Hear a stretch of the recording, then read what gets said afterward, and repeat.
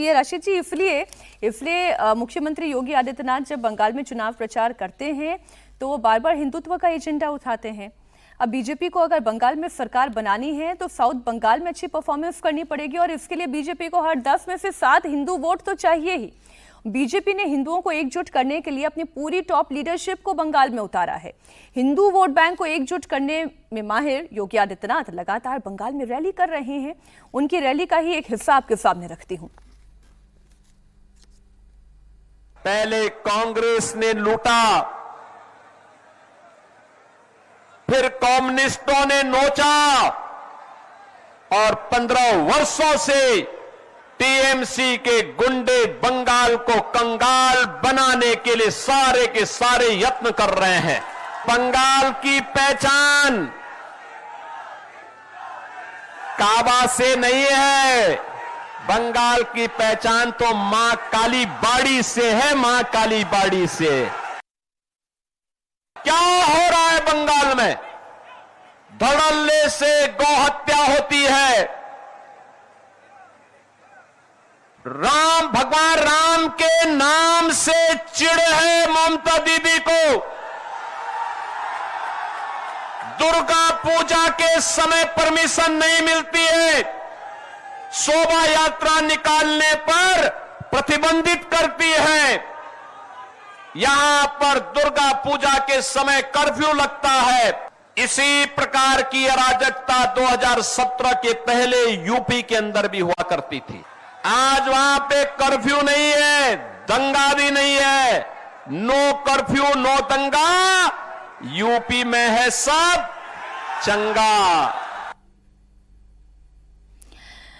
अब मैं इसमें हिंदुत्व के मुद्दे को अगर अलग भी कर दूं, रजत सेठी भी अब हमारे साथ जुड़ गए हैं, बहुत स्वागत रजत जी आपका भी।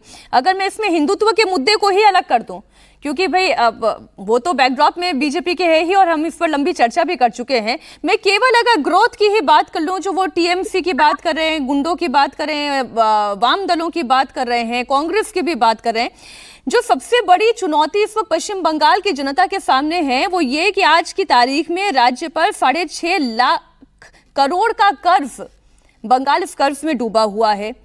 जीएसडीपी का 37% ब्याज चुकाने में ही चला जाता है बजट का 20% हिस्सा।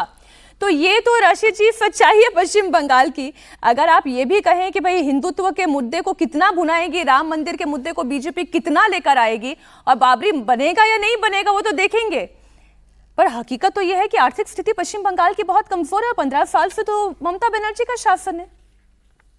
जी मीनाक्षी, मुझे खुशी है कि आपने ये मुद्दा उठाया। ये बड़ा राजनीतिक रूप से संवेदनशील मामला है। और आप देखिए भाजपा का मैनिफेस्टो, भाजपा ने जिस तरीके के वादे किए हैं और हर चीज में वो कॉम्पिटेटिव पॉपुलिज्म के ऊपर जा रहे हैं। अगर ममता बनर्जी 1600 दे रही है तो कह रहे हम 3000 रुपए देंगे। हर चीज का पैसा कहां से आएगा? बंगाल का तो ये हाल है कि उन्होंने 7th पे कमीशन भी नहीं अभी इंप्लीमेंट किया है और बहुत ज्यादा तमाम राज्यों का बुरा हाल है। दिल्ली में आप देखिए जो भी वादे भाजपा ने किए थे वो अभी पूरे नहीं हो पाए। और वही स्थिति कमोबेश कांग्रेस की भी है हिमाचल प्रदेश में कि कांग्रेस अपने वादे नहीं पूरा कर पा रही है, कर्नाटक में वादे पूरे नहीं कर पा रही है। तो राजनीतिक दल जो है इस चीज के ऊपर ध्यान नहीं देते हैं। और मैं फिर कहूंगा कि आपने संवेदनशील मुद्दा उठाया, लेकिन एक कॉम्पिटिटिव पॉपुलिज्म है और उसका भाजपा कोई मजबूत जवाब नहीं कि पैसे कहां से आएंगे। जैसे मनमोहन सिंह ने कहा था कि पैसे पेड़ पे नहीं उगते, और अब जो पश्चिम एशिया का हाल है वहां का और उसकी हमें ही उसका बहुत बड़ा तो इसमें क्या ममता बनर्जी का कोई रोल नहीं है? सिंगूर लैंड कांड के बाद वहां पर जमीन के जो अधिग्रहण के भी मामले हैं उसमें भी जो क्लॉजेस है कितने टफ कर दिए गए।